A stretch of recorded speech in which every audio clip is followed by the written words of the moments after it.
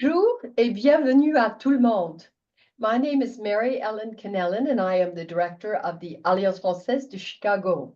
It is my pleasure to welcome you to today's World Monuments in Paris lecture on the Hôtellerie de la Chancellerie d'Orléans and the Hôtel de Rohan with François Bouquet, who is curator at the Archives nationales de France's historic site in the Marais district of Paris. But before we jet off to the city of life, a reminder, as always, that we're using a Zoom webinar format. This means that you will only see the guest speakers. So please use the Q&A feature to ask any questions you have, and they will be answered by our guest at the end of the talk. Now, you're also welcome to use the chat function at the bottom of your screen to communicate with all participants. Give it a try and tell us where you're listening from. We always love to learn that. This program is presented in partnership with the Alliance Française de Chicago and the Alliance Française Miami Metro, and with the communication support from World Monuments Fund, the French Heritage Society, and the Fédération des Alliances Françaises in the USA. Now a word about the Hôtellerie de la Chancellerie d'Orléans and the Hôtel de Rohan. They were built at the beginning of the 18th century by the architect Germain Beaufranc. Before being redecorated in the 1760s by Charles de Waiilly, the Hôtel Particulier, known as the Hôtel de la Chancellerie d'Orléans, aka the Hôtel de Voyer d'Argenson, stood on the edge of the gardens of the Palais Royal in Paris until it was demolished in 1923 to make room for its neighbor, the Banque de France. All of it but the interiors of 4 rooms. How fortunate are we? We'll be seeing those and talking about them today.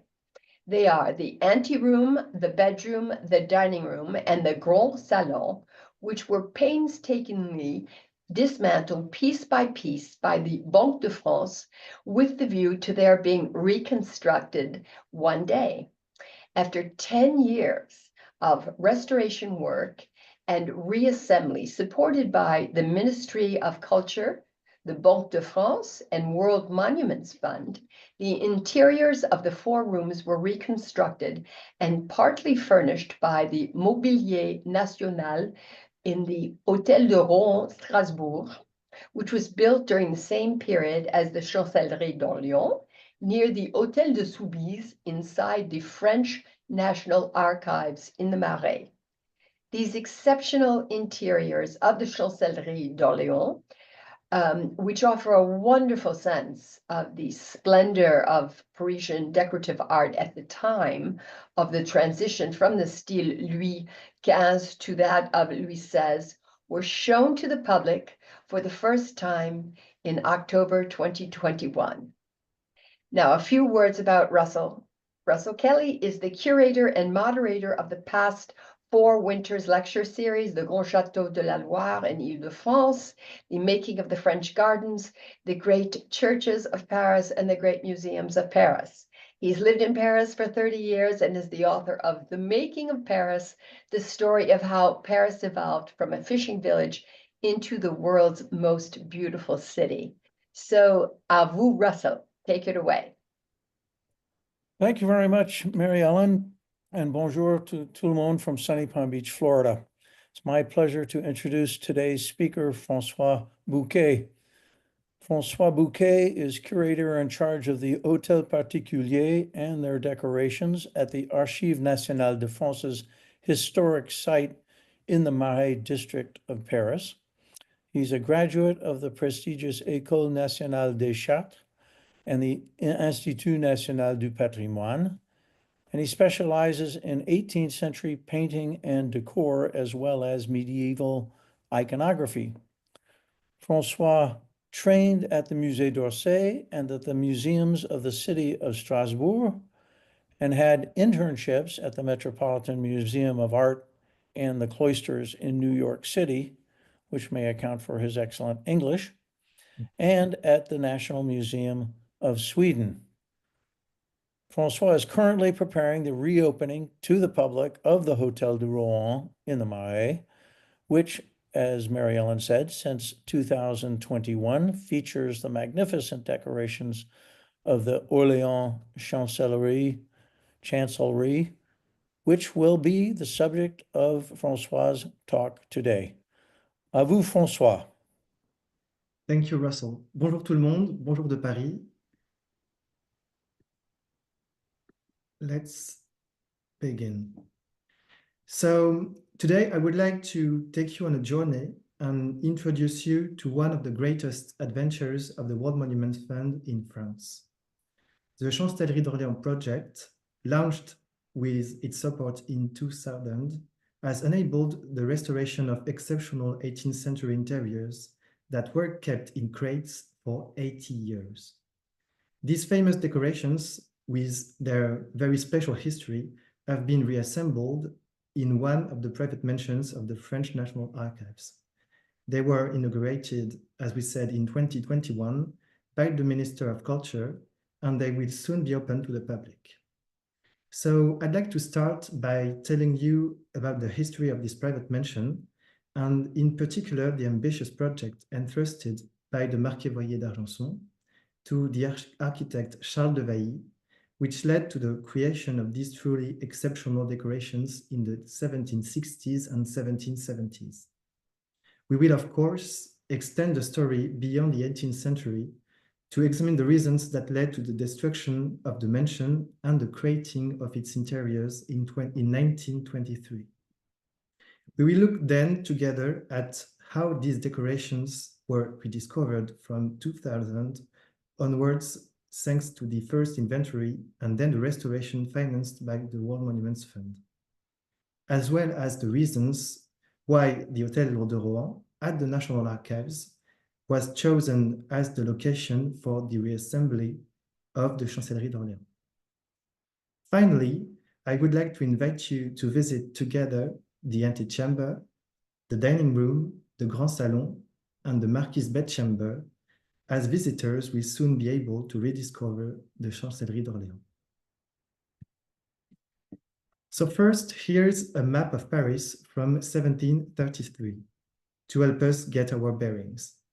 So you recognize on the right the Seine, here the Louvre Palace, with its long wing along the Seine, which is called the Galerie du Bord de l'Eau, which links the palace during Henri IV's reign to the Tuileries, the other palace here. But next to the Louvre and the Tuileries, the neighborhood we are going to talk about is along the Palais Royal, which will be of particular interest to us tonight. So here's a close-up on the Palais Royal and the private mansion, which will become the Hôtel de la Chancellerie d'Orléans, just here in red. So to give you a few words about the Palais Royal, it is what we call an apanage of the Orléans family, which means, in other words, a property that is passed on to the heirs with the title of Duc d'Orléans. The Duc d'Orléans, at the beginning of the 18th century, is the nephew of Louis XIV, who is to become the regent of the kingdom when his uncle dies a few years later. So at this time, he donates a plot of land to along the gardens to his tutor and friend, the Abbé Dubois, who is going to be the chief minister during the regency. So this is where you can see a small but charming hotel is built. So here, let's have a look at the facade with its terrace overlooking the gardens that you see on the left. So I told you about the Palais Royal and their owners. You have to know that at this time, that's very different from what we know today with the Palais Royal and the gardens, that they are private at this time. So this is a real privilege to be able to have a view onto the gardens and an access to them. This private mansion, as we mentioned, was built by the architect Germain Beaufranc between 1703 and 1708. The name Hôtel de la Chancellerie is what we call a convention name, recalling the use of this building, which on several occasions served as the seat of the Duke's Chancellerie. But we'll come back to this later. So let's take a moment to consider the concept of hôtel, particulier in French. An hôtel particulier refers to a richly decorated building housing a noble family. The model that prevailed in the 18th century was that of the hôtel between cour et jardin, which means that you enter the courtyard of honor from the street and before entering the main building behind which are the pleasure gardens. So that's what you find here. But what you need to know about the first story of this private mansion is that even though it was given to the Abbé Dubois in 1707, so just after he moved in, the mansion was given to the mistress of the Duke. So Beaufrand at this time reprises the interior decorations work. So here is what the Grand Salon, which was in the middle of the facade overlooking the garden, what it looked like. You can see that it was decorated with high paneling with a fine gilded interlaced motif. You can also see that there is a big mirror here, and facing this mirror is another one. So Beaufrand plays with the reflections and the light in this very richly decorated room. But what is very important also is that you need to know that at this time, the style we used and which was used by Beaufrand was what we call la rocaille, that you can see here or in the corners, with these very intricate medallions and these overdoors painting in richly decorated frames. Another very important part of the decoration of the Grand Salon was its ceiling. The ceiling was painted by Antoine Poipel, who was the Duke's favorite painter. He had painted the ceiling of the Palais Royal, which has now disappeared, unfortunately. It is what we call un petit goût. The style is the petit goût, which means that its subject is a light and grateful painting, echoing the circumstances of the commission. You know that this ceiling was commissioned for the mistress of the Duke. So the subject chosen was the triumph of Lord over the gods. And you need to know that this ceiling is a very beautiful one, but it also contains a moral sense that we are going to decrypt together. So here on this part of the ceiling, you can see Venus, the goddess of love. She's crowned by mischievous lovers and cupids, and around the ceiling, you can find other gods, and mischievous winged lovers are trying to disarm them. What we need to know about this ceiling is given by the son of Antoine Poipel, who wrote the biography of his father. And he says about this work, this particular ceiling, that to understand it, you have to look at three gods. So these are Jupiter, who is burning with his thunderbolt one of the winged lovers. You can also see that there's another one who throws his arrows in vain at Minerva's shield. She's the allegory of wisdom. And finally, there is Saturn, the god of time, who has grabbed the wing and holds back the angel who has seized his sight and hourglass. So this is a testament to the triumph of love, but also fragility, because 2 years later, the regent mistress was dismissed and has to leave the mansion, meaning that when you look at this ceiling, love doesn't always win, and that's what happened to this couple. The hotel was then entrusted in turn to relatives of the Orléans family, and it ends up being given to the d'Argenson family. So here on the left is the Marquis Royer d'Argenson, and on the right, Jeanne de Mailly. Before they were given the hotel, You have to know that it became the Chancellerie d'Orléans for the first time in the 1730s, with the Comte d'Argenson, the father of the Marquis, who commissioned the decorations we are talking about today. His father was the Duke's Chancellor, meaning that he was responsible for administering his affairs and his fortune, one of the largest of the kingdom. His son, Marc René, inherits his father's hotel on his death and decides to renovate it and make it its Parisian home with the utmost taste and without sparing any expense. So this man, he has an important military career, especially as Lieutenant General of the King's armies. But, and that's what is of great interest for us, he is also a great art collector and a member of the Royal Academy of Painting and Sculpture.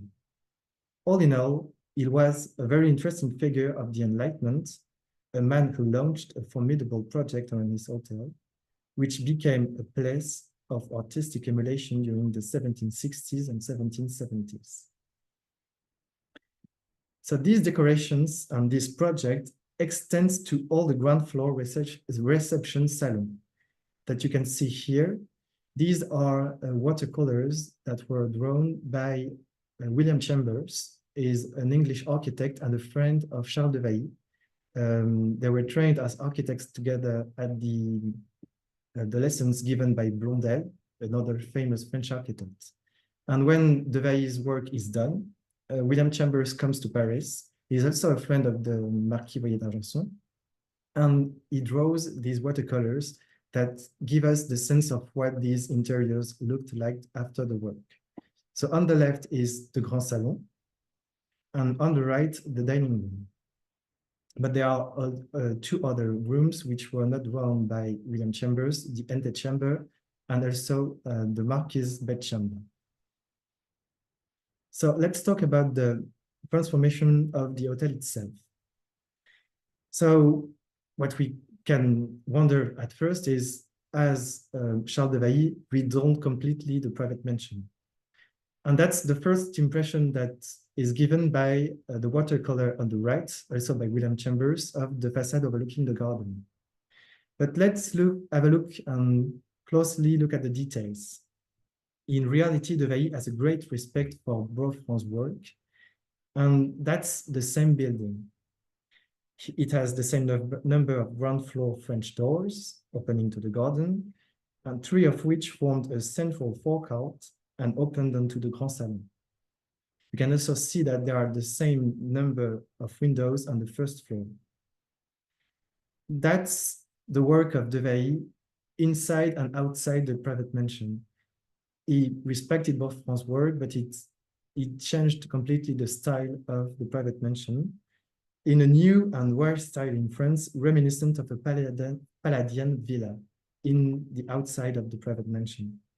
You can see that he hides the roof behind a false balcony on the upper floor, and he creates a portico with 4 ionic columns.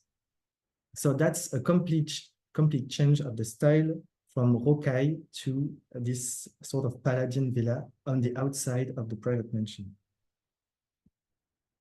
What is very important also when we look at this facade overlooking the garden is the extent of the work by Augustin Pajou, who decorated all of it with small sculptures.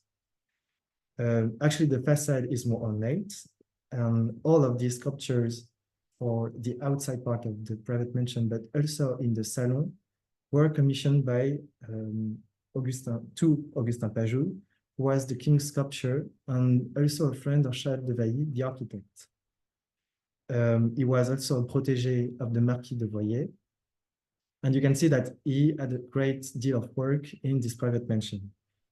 So here are 2 examples of these decorations that were kept when the private mansion was dismantled.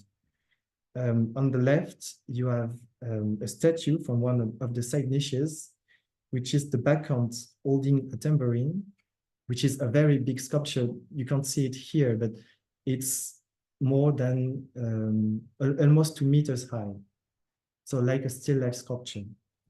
And on the right is a nymph which stood on top of one of the large arches opening onto the dining room and the bedroom. So here are 4 nymphs which were sculpted by Augustin Pajou, and they were all preserved when the private mansion was destroyed, which was destroyed in 1923. So, but before entering the private mansion and discovering the salons, I would like to continue with the history of the Hôtel de la Chancellerie d'Orléans before giving you a look at what this great work by De Vailly for the Marquis d'Argenson looked like. So let's go back to the position and the location of this private mansion next to the Palais Royal. So what you can see here, looking at this map, is that the main attraction of this private mansion was its view and access to the gardens, which were at this time, as we mentioned, private gardens. But this privilege, in some sort, was threatened by one of the Duke d'Orléans' heirs, who became a Duke d'Orléans himself in the late 18th century. Actually, between 1781 and 1784, the Duke, as Victor Louis, built 6-story apartment building with ground floor colonnade facing the 3 sides of the palace garden. So that's what you can see here in 1784.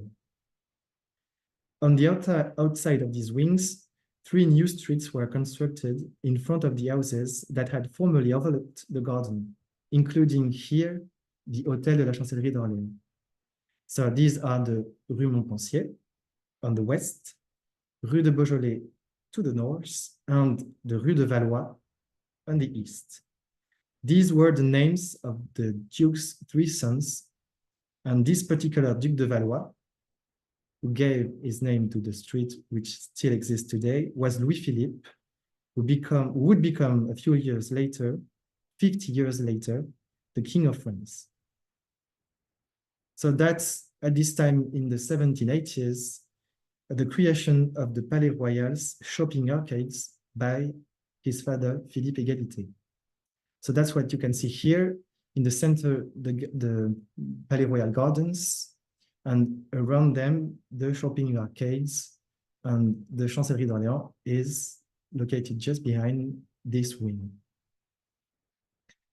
So let's have a look at the life of this private mansion during the 19th century.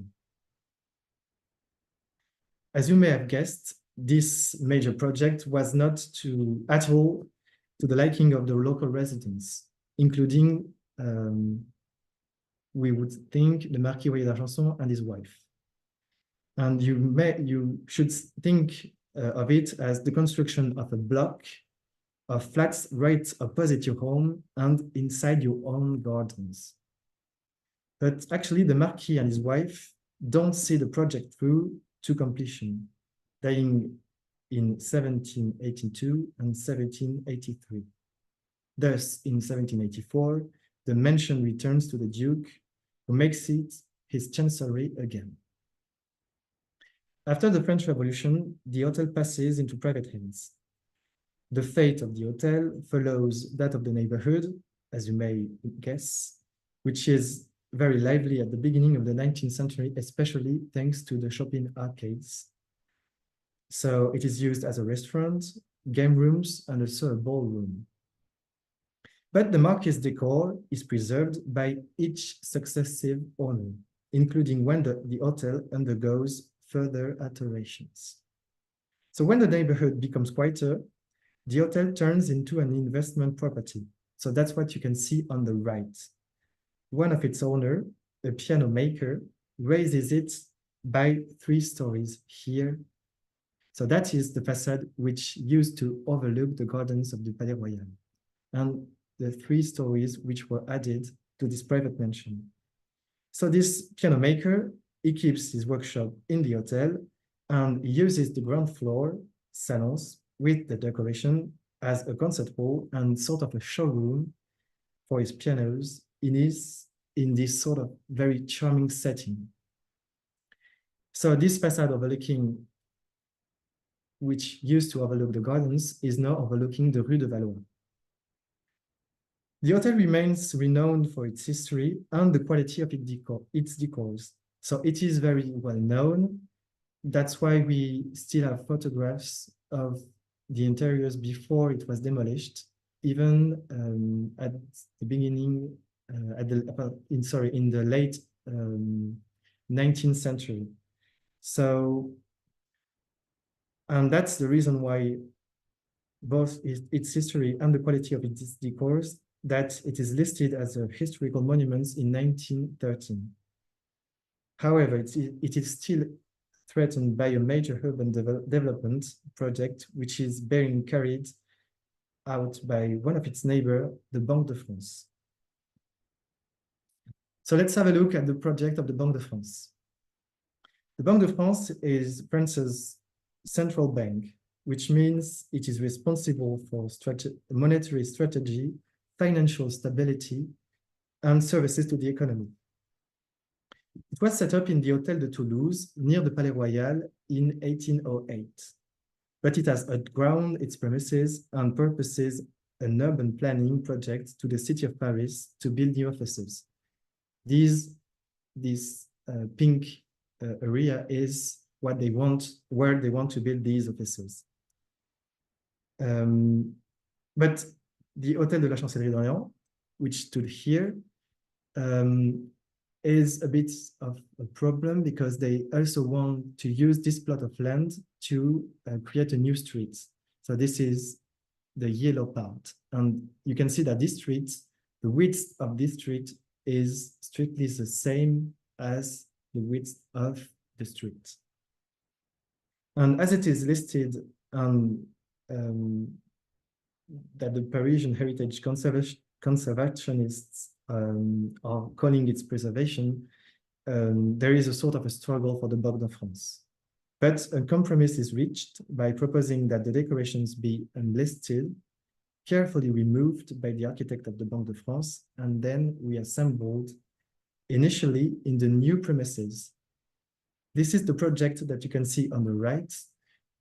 At first, the architect of the Banque de France wanted to rebuild the whole private mansion, the Hôtel de la Chancellerie d'Orléans, inside the new premises. And it would have stood here in this courtyard. And you recognize the portico, and on the ground floor, the rooms where the decorations would have been reassembled. So on the left, this is the Rue du Colonel Drian, the new street, which was created in where the Hôtel de la Chancellerie stood. And all that's left of this private mansion today is this very small chunk of stone from the demolished facade. So here is the street, and you can see that it is located here, just next to the Palais Royal. So this portion of the street is where the Hôtel de la Chancellerie d'Orléans stood. So to prepare the demolition of this private mansion and to be able to preserve its decorations, the architect of the Banque de France had a great deal of work. So that's what you can see here. It's a huge challenge for him because it involves making a precise survey of all the decors and then removing all the elements that make up the decoration of the private mansion, which means wood paneling, stuccos, which are molded when they can't be removed, parquet flooring, and even the ceilings that have to be carefully cut out. So this is the cutting plan for the ceilings of all the interiors. So here is the Grand Salon with Coipel ceiling that we've talked about earlier. But you have to know that for the Marquis Royer d'Argenson, Charles de Vailly created for each room a specific ceiling. So there's another one in the bedchamber, another one in the dining room, and another one in the antechamber here. This is what the Hôtel de la Chancellerie d'Orléans looked like in 1923 when it was stripped of its decors. So that's still the facade which used to overlook the gardens of the Palais Royal. So here on the Rue de Valois. So this was where the Grand Salon stood. Here, the dining room, the bedchamber, and just behind them, the antechamber. So that's the only photograph that is taken at that moment, just before the complete private mansion was demolished. So that's what these decorations looked like in 1923. 104 crates, a huge puzzle made up of thousands of pieces stored in straw. So it soon becomes apparent that the project of the architect of the Banque de France to reassemble them on the premises of the Banque de France would not succeed, owing to a lack of funds following the World War II and the stock market crisis and crash of 1929. So that's a problem, and a number of projects have come to nothing.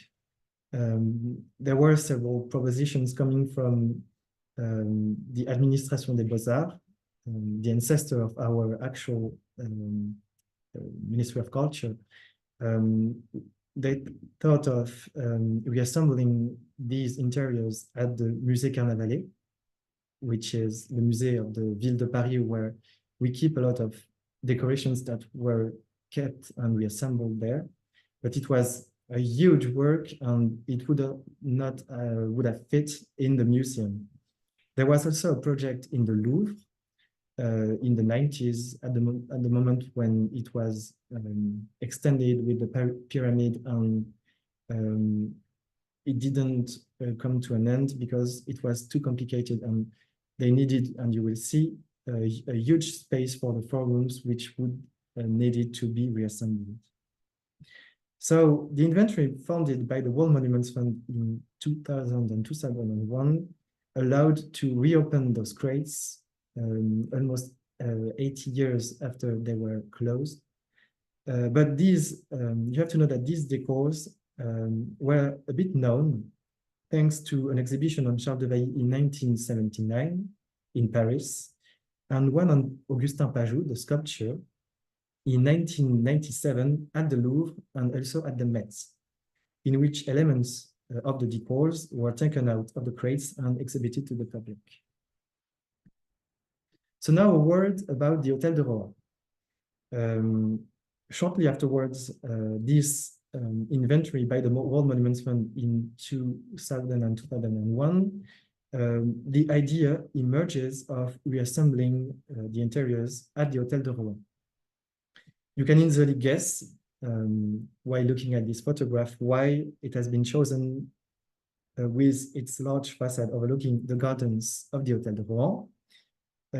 Actually, it was built by the architect Pierre-Alexis Delamer in 1705, between 1705 and 1708, for the youngest son of François de Rohan-Soubise, Armand Gaston de Rohan. So this is the plan of the family estate, with on the left in blue the Hôtel de Soubise, and on the right in red the Hôtel de Rohan. The eldest son of François de Soubise, who bought the land, this whole property for the family, lived in the Hôtel de Soubise, and his brother, the youngest one, in the Hôtel de Rohan. So the two of them stood in front of each other, separated by these formal gardens. The entire estate remained in the hands of the Rohan family. The Hôtel de Soubise belonged to the descendants of Hercule Marietec, and the Hôtel de Rohan to the Rohan cardinals.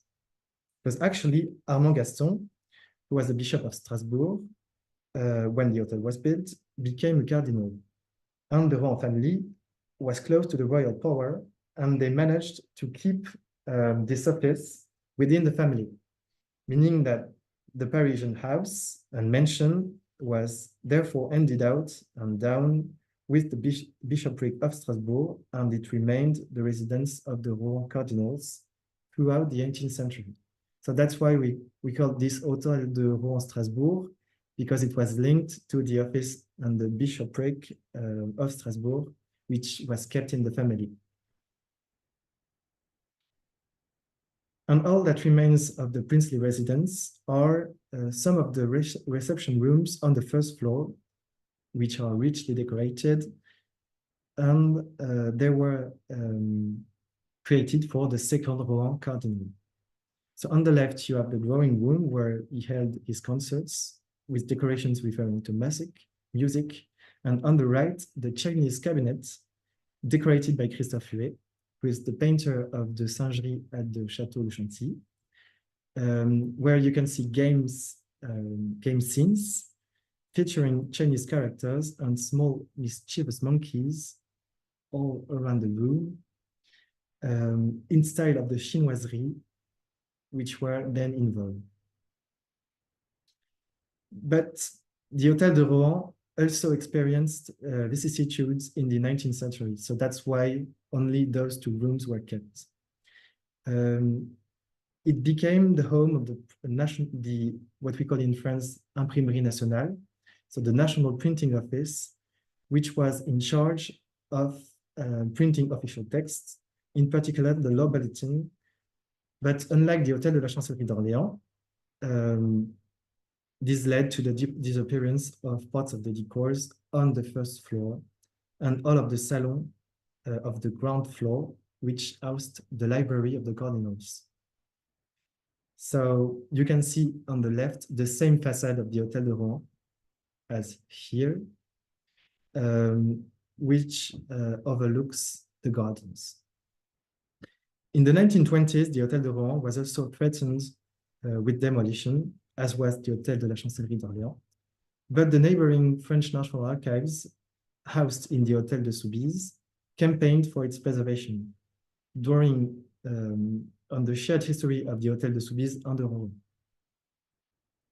So the Hôtel de Rohan was then restored. So that's the same facade you can see on both photographs. So you see that all these buildings, which were created for the National Printing Office, were torn down, and the facades and the gardens were restored, and also the ground floor, where the archives decided to create repositories for archives, because they were in lack of room. So they used the preservation of the Hôtel de Rohan to create an extension of the Muséum des Archives on the second floor, on the ground floor repositories, and also in the outbuildings of the Hôtel de Rohan.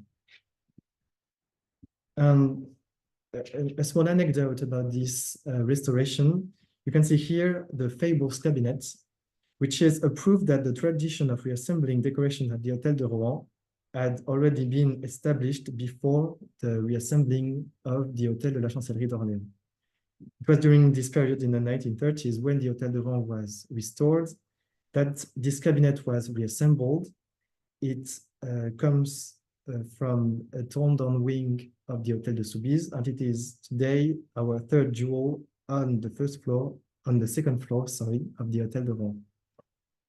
So it is decorated with large medallions carved with Aesop's fables by Jacques Verbert, who is an artist who also worked for Louis XV for his apartments at Versailles. So you can see why this cabinet was richly decorated by one of the finest artists of this time for the Soubise family. So this is a model of what we call the Archives quadrangle, which is 3 hectares greenery in the heart of the Marais district. So here stands the Hôtel de Rohan, here the Hôtel de Soubise. So the Hôtel de Rohan in the 1930s became a part of the Archives quadrangle. So the National Archives now only hold archives dating from before the French Revolution on the quadrangle. All contemporary archives were moved in 2012 to new repositories built on a second site to the north of Paris. So it was at this time that the ground floor of the Hôtel de Rohan was freed up, making the project to rebuild there the Chancellerie d'Orléans interiors possible. So in addition to researchers in the reading room, which is here, the archives welcome almost 300 5,000 visitors a year in the museum housed in the Hôtel de Soubise, soon to be joined by the Hôtel de Rohan. The Hôtel de Rohan will be open to the public in two phases. Firstly, the Chancellerie d'Orléans on the ground floor this year, followed by the second floor.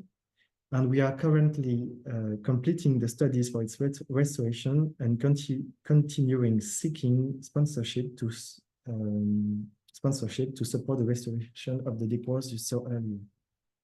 So now that you've grasped the reason for reassembling the decors in the Hôtel de Rohan, let's get back to the project itself.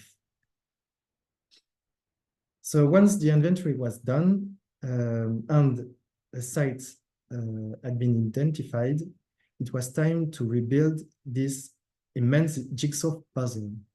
So you can see here pieces of stucco from the bedroom, the bedchamber, with small putties and modillions of the cornice. And on the right, pieces from the Grand Salon with these shield-shaped medallions, garlands, and trophies of honor.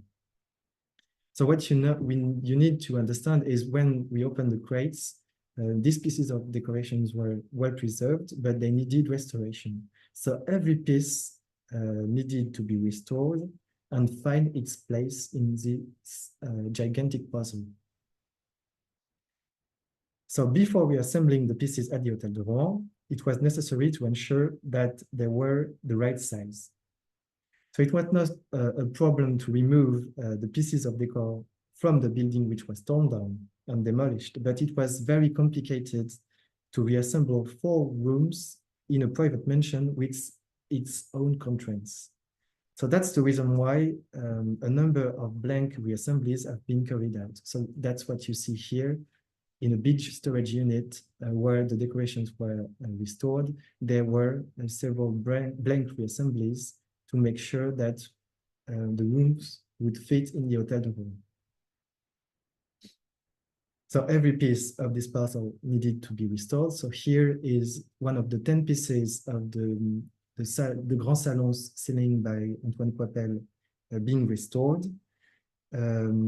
This is one of the big parts of the challenge of rebuilding all these decorations, is that these ceilings needed to be reassembled and being put inside the Hôtel de Rohan.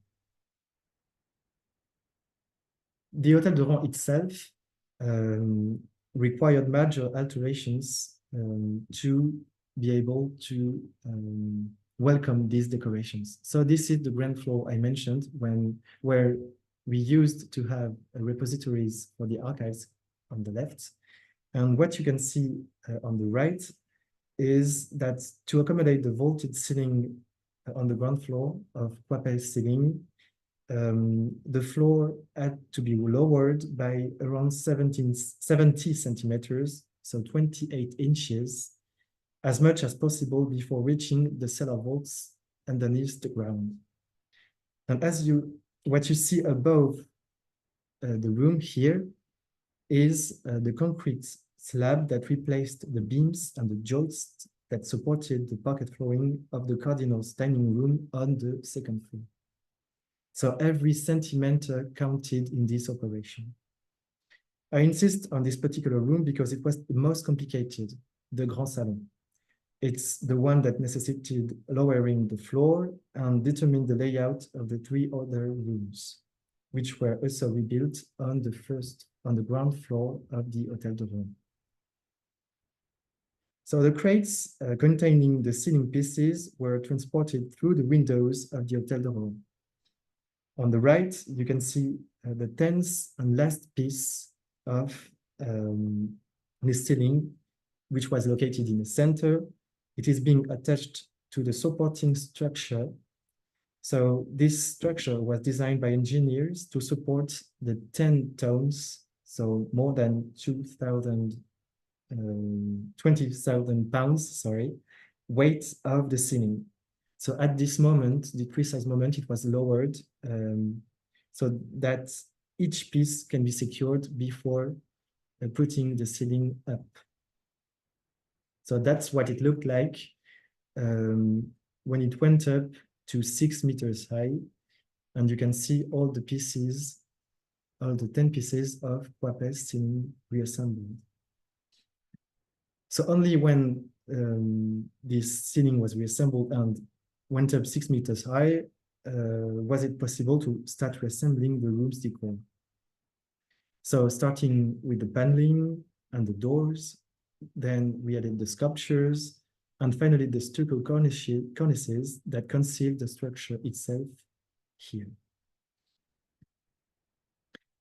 So it's essential for you and for me to show you that all original elements have been reassembled whenever possible. So everything you see here comes from the Hôtel de la Chancellerie. Only the broken elements have been replaced and recreated. So you can see them in white. And as for the cornice, you can see the care taken to replace all the garlands and the modillions, which can be distinguished by their original gilding. The rest of the cornice, which obviously could not be removed, has been restored thanks to the molds made by the architect of the Banque de France in 1923 for this purpose. So obviously, these details of the decor's history were subsequently masked by the restoration, as we will discover now. So now I invite you to visit the salons designed by Charles de Vailly for the Marquis de Voyet. You see their refinement and very distinctive style, which in the early 1770s already announced neoclassicism in de Vailly's own eclectic vein. So as I lead you along the path of the Marquis and his wife's guests, I invite you to observe the decorative crescendo designed by de Vailly, the architect. So let's start with the antechamber. This is the first room entered by the visitors, and it was decorated between 1767 and 1770. So more than any other room, the antechamber has been frequently transformed and modified. It has therefore proven impossible to reassemble in its entirety. So what you see represents only half of its original surface. In contrast to other rooms, Charles de Vailly designed for the Marquis the antechamber using mineral decor with a simple color palette. So the decor is treated in grisaille, which is a monochrome of beige. The vestibule in which to wash away the walls colors, it's like a palette cleanser. So this is where de Vailly's decorative progression begins, leading to the Grand Salon. So the double room's marble floor is punctuated by a series of hemmed columns topped with capital inspired by the Athens Erechtheian temple with fluted trompe-l'œil. As in other rooms in the mansion, Charles de Vailly placed as many mirrors as possible against the wall to enlarge the space.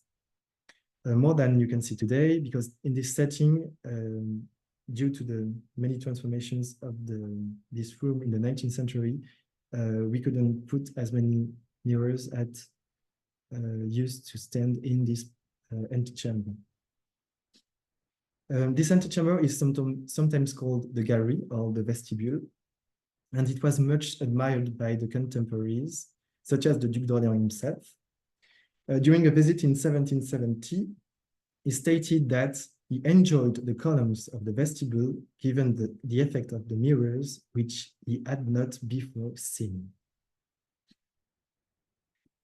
This is the ceiling of the antechamber. Echoing the classical theme, de Vailly opted for a flat ceiling in the same color scheme, which he entrusted to the painter Gabriel Briard. So in the center of the work, on an oval crown, houses a Roman eagle, and around the edges, 6 bas-relief compartments, which are fake, painted. They are decorated with arabesque and small medallions, and these represent the labors of Hercules. So in the 4 corners of the ceiling, you can see also here, for example, the initials M and V for Mailly and Voyer. Le Marquis Voyer d'Argenson and Jeanne de Mailly, his wife. And these initials appear for the first time in the decorations, intertwined. And it is later repeated in the dining room and the bedroom. Of the two identical ceilings that originally adorned the room, only one remains. The other was removed in the mid-19th century. The simplicity of the antechamber's decors contrasts sharply with its exceptional rich furniture. So this is the Chimera console. It is decorated as a typical furniture by Charles de Vailly and his ornamental repertoire. It was de Vailly was really renowned during his lifetime for an originality that sometimes took him beyond the bounds of reason and good taste, according to his friend William Chambers, the one who drew the watercolors. And this design with the Chimera became quickly famous. So take a look at it, at this particular piece of furniture, because we'll somehow find it again in the dining room. So the decor of this room was distinctly mineral, and also typical for this time of room. It was unique in a number of features. So to compensate the narrowness of this room, again, and create an illusion of space, Charles de Vailly increased the number of mirrors in the middle of the walls, here, and on the doors at the back of the room. But there's an important part of this decor which has disappeared, unfortunately, but we can know what it looked like thanks to Chambers' watercolor. In the original layout, there were even more mirrors. Here, for example, on the two panels facing the doors of the Grand Salon, here is only a wall, but it was treated as a fake door frame with a mirror put in it. So all the walls therefore reflected either the daylight or the light from the chandeliers. And you can see on Chambers' watercolor another decorative element that has been the subject of much discussion during the project, de Vailly's project. The dining room decor decisions have been much debated in numerous letters that are kept, and they are a great source for the work that has allowed the assembly of the decorations. And in these letters between the Marquis de Voyer, Charles de Vailly, the architect, and one of their friends, a man of letters, Julien David Leroy, who published a survey of ancient monuments in Greece. So these large female figures, or caryatides, were inspired by the caryatid of the Erechtean temples on the Acropole in Athens. And they were admired and published by Leroy a few years earlier. So these were sculptured by Augustin Pajou and intended as a precise reference to the ancient monument being rediscovered at this time. They were bronzed and gilded, and unfortunately they disappeared from the decor in the 1790s. So we don't know if they were destroyed or sold, maybe by the Duc d'Orléans when this private mansion became the Chancellerie d'Orléans again after 1784. Also in the dining room, above the big mirrors, so at the top of the sidewalls, on the cornice, there are two bronzed and gilded sphinxes, which hold a medallion in fake profile. So you can see again the letters V and M, which are intertwined, another homage to the names of the owners of this private mansion. You can sense the architect's ability to draw a wide range of references from Greek or Roman antiquity, especially with the ceiling adorned with grotesque decorations, to Egypt. So de Vailly is highly eclectic, and you can sense is this vein of eclectic and neoclassical style. Also in this dining room, you know that we talked about it. Each room had a different design and a different ceiling, painted ceiling, and Devailly chose for this one imposing corner arches, which meet at the central oval. The first painter who was commissioned for this ceiling was Fragonard. He works 2 years on this project that he abandons. So that's a bit odd for us, but you need to know that what he proposed to the Marquis Voyer d'Argenson and to Devailly, they didn't like it. So we don't know if that's a question of subject or style, because there is no trace of what he proposed. Instead, the Marquis chose Jean-Jacques Lagrenet, who proposes a new composition entitled Hébé, serving nectar to Jupiter, which is a subject frequently suited to the purpose of a dining room. And now look at the piece of furniture Jupiter is leaning against. Do you recognize it? So you can see that it is the camera console that we saw in the antechamber, and you can see how in each room, though very different, is seen by Devailly as a component of his total work of art. So now we are entering the Grand Salon, paneled in mirrors and covered in gold. So that's how an English visitor described the Chancellerie d'Orléans Grand Salon in 1775. So this is the mansion's main room, located at the center of the building, and its 3 French doors opened onto the garden of the Palais Royal. Charles Devailly masterfully transformed the Grand Salon into a profoundly personal achievement, while retaining not only most of the features created by his predecessor, Germain Franc, but also the beautiful ceiling Antoine Coipel painted more than 60 years before his work for the Marquis. So you can see here in the Grand Salon, Coipel's ceiling restored and reassembled, which is one of the masterpieces of these interiors, which is not due to Devailly's work, but it was kept because it was already considered in the 1760s as a masterpiece. And what you need to know also about this Grand Salon, sorry, I forgot to mention that it is firstly for Devailly an homage to the Grand Louis XIV style, with those big arches, which were a component of the decor created by Beaufranc already.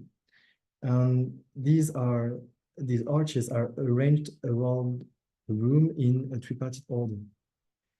So in this room too, you find the trick of the face-to-face mirrors in the middle, on which Devailly adds half balustrades and also half chandeliers, which creates a very refined sense of expansion of the room and a great trompe-l'œil.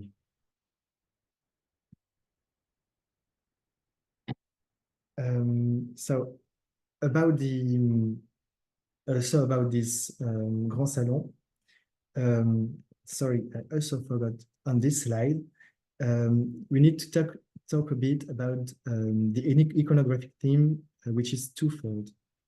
So on the one hand, you have in the decor created by Devailly a warlike vein with these medallions treated like shields placed on lion skins, whose quilted obverse is found in the corners of the room, and you also have military trophies.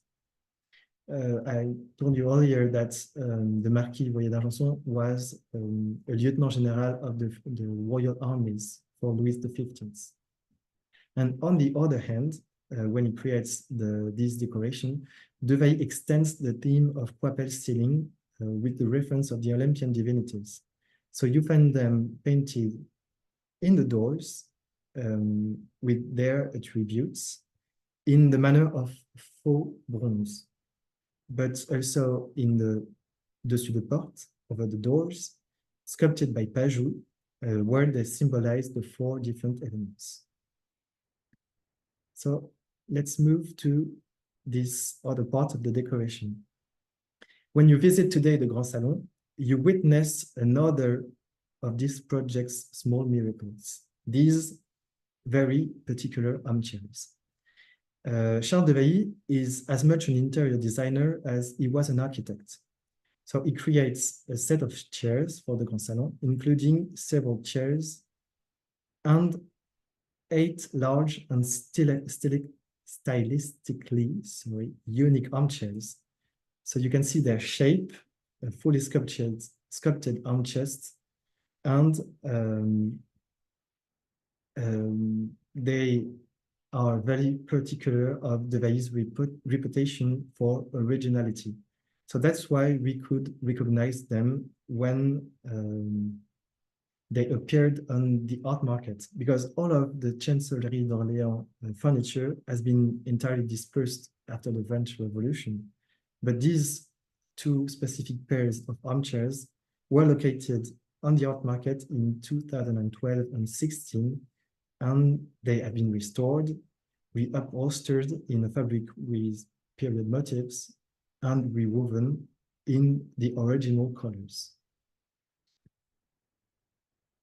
Finally, the Marquis' bedchamber.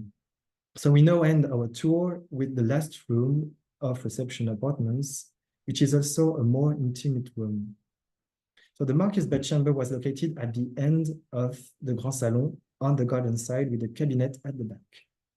This room was reserved for the mistress of the house, while her husband, the Marquis de Boyer, lived on the 2nd floor with their children. Unfortunately, we only have drawings of the very richly decorated bed. So this gilded wooden bed is from the same period, but it is a bed lent by the Mobilier National, and it doesn't come from the Chancellerie d'Orléans. Concerning the decor, the room repeats the tripartite theme from the Grand Salon with the big arches, but with original details. Other rooms of the mansion make classical references to the Louis XIV style and antiquity, but the bedroom stands out in its use of regular forms that more closely align with the Italian Baroque. So look at this delicate interior where the dominant tone is gold. And note this very charming detail. The clouds of the ceiling descend onto the walls in an illusionist fashion, as you might see in a church in Rome, for example. So this is the last ceiling painted for the Marquis Boyer d'Argenson and his wife. Once again, the Vailly designed a magnificent ceiling for this room, which was painted by Louis-Jacques Duramont. It depicts the rising of the dawn with a skillful trompe-l'œil effect that I assure you, when you stand in the room, is even more striking than on this photograph, which gives the impression that it opens onto a very beautiful sky with the colors of dawn. Also about this ceiling, sorry, I forgot to mention this theme is illustrated by this allegory with Apollo, who approaches here holding the reins of the sun chariots. And here is Diana, his sister, who is awakening from sleep in a very sumptuous drapery. And she gives way to his arrival. And below her, you can see 2 fleeing bats, which symbolize this fading night.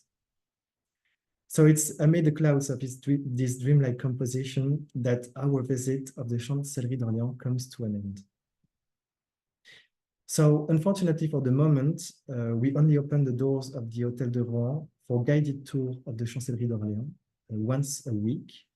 Work is currently underway in the gardens just in front of the Hôtel de Rohan, but hopefully these will be completed this autumn. So if you're in Paris at the end of this year, don't hesitate to visit the National Archives, and which stand in the Marais district, to see these exceptional rooms with your own eyes. And we will be happy to welcome you.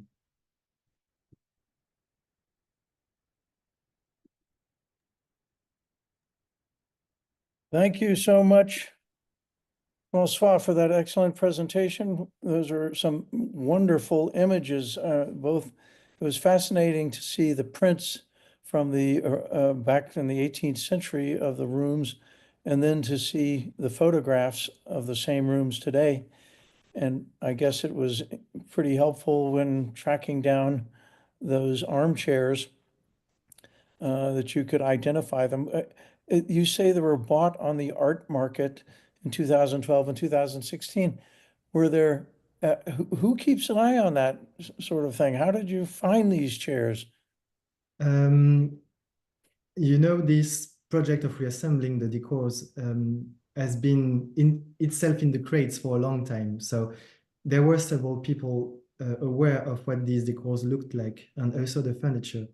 There was a scientific council which guided this project of reassembling the decors, and they kept their eyes wide open for these.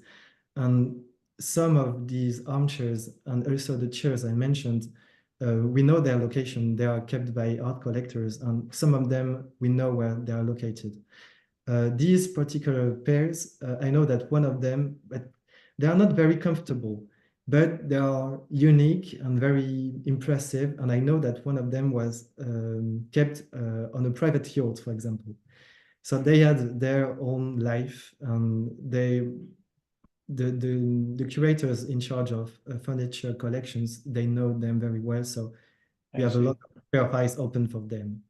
Okay. And the pair had been split up. There were two different owners. Yes, two different owners, and we know that other pairs which are kept by art collectors somewhere. Okay.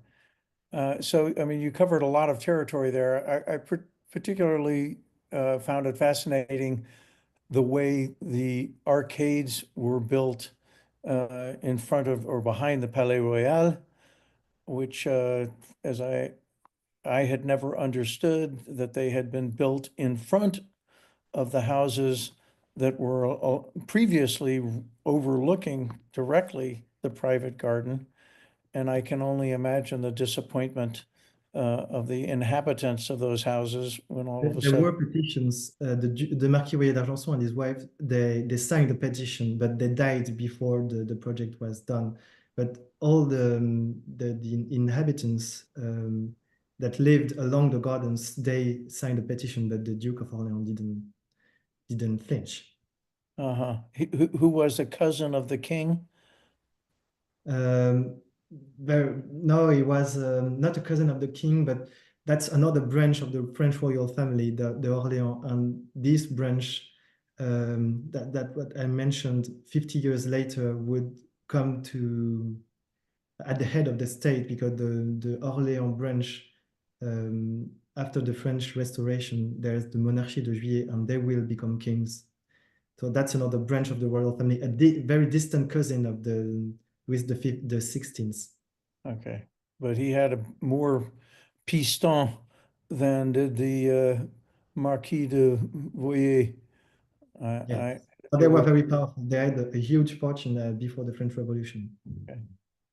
And it's also it was fascinating that you showed those photographs of what happened to the Hotel de la Chancellerie d'Orléans becoming a piano shop, and similarly the Hotel de Rohan becoming a printing shop. When did those two spectacular hôtels particuliers stop being aristocratic residences and were taken over by commercial interests? Not really at the same time. For the Hôtel de la Chancellerie d'Orléans, it happened when the neighborhood of the Palais Royal became more quiet, when the activity moved to the Grand Boulevard around the middle of the 19th century. For the Hôtel de Rohan, it was earlier. After the French Revolution, the Rohan family moved, and the state bought this very big property with the Hôtel de Soubise and Hôtel de Rohan. And during the French Empire, when Napoleon was the empire, they split the property in two parts. And the Hôtel de Soubise was given to the National Archives in 1808. And at the same time, the Hôtel de Rohan was given to the National Printing Office. So that's when they settled. So both these administrations settled in private mansions, which were not really particularly fitted for the activity. So that's why they were a bit transformed. I see. Okay. So started with the revolution, Yes. I dare say. Uh, and when do you, so going back to the four rooms that were transferred, they were the most lavishly decorated, no doubt. Yes. Yeah. Yes, for sure. We don't really know very much about for example, the Marquis' bedroom because he didn't really live often in this private mansion. So we don't really know a lot about the decorations of the second floor. So there were the very important parts of the decors were all located on the ground floor of the Hôtel de la Chancellerie. Okay.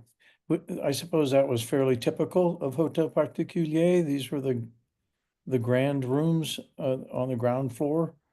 It depends. For example, at the Hôtel de Soubise, which is way bigger than the Hôtel de la Chancellerie d'Orléans, because it was built for princes and princesses. And on the ground floor, you have the prince's apartments, but the most impressive decors are located on the second floor, which is the princesses, where the princesses' apartments are located. On the ground floor, you have exquisite decors, but not as gilded and as lavish as on the second floor, because you have the great view on the gardens when you are on the second floor. Was it ever considered to preserve the facade of the Hôtel de la Chancellerie d'Orléans with its magnificent Palladian structures? I think for maybe at the very beginning, but it was very, very complicated to demolish it and preserve all the stones composing the facade. So I think when the architect of the Banque de France drew this project with rebuilding the whole private mansion in the premises, he had in mind that he could preserve even the stones composing the facade, but it was way too complicated. So quickly they abandoned this proposition.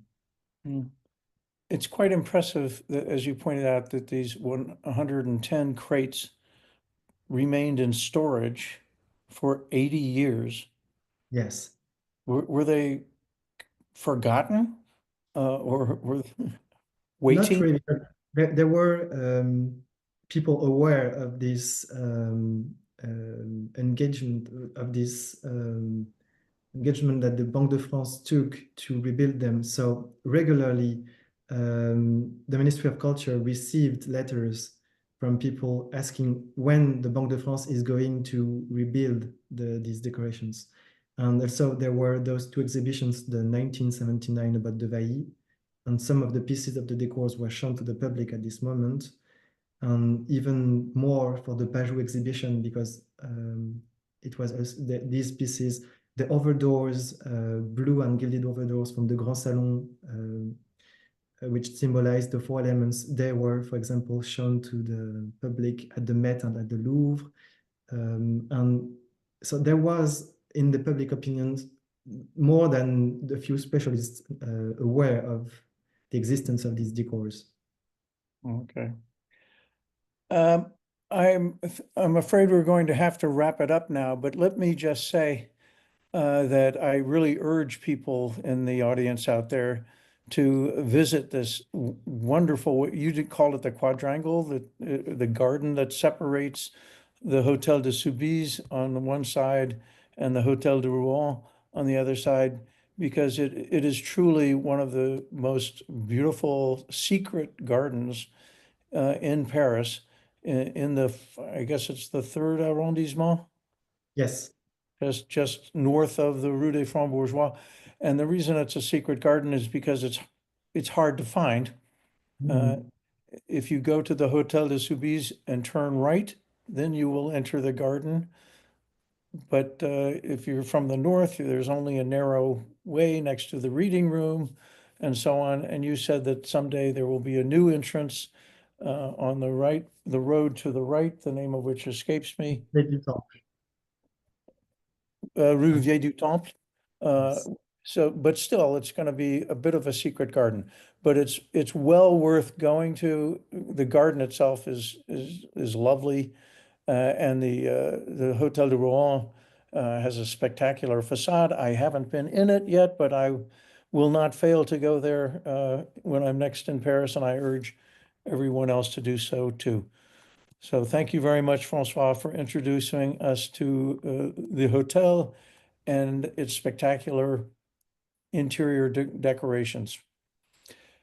So I will thank you, Francois. Thanks to our partners for their support. Thanks to you all for joining us today. And we hope to see you next week, same time, same place, when Alexandre Gady will tell us about the World Monument Fund's exciting new project in Paris that was announced just yesterday. And for those of you who were not paying attention, the new project is the restoration of the Chapelle de la Sorbonne, the Chapel of the Sorbonne, which was commissioned by Cardinal Richelieu and built between 1634 and 1642, and is one of the earliest Baroque churches in Paris with a spectacular dome, and it's where Richelieu's tomb resides.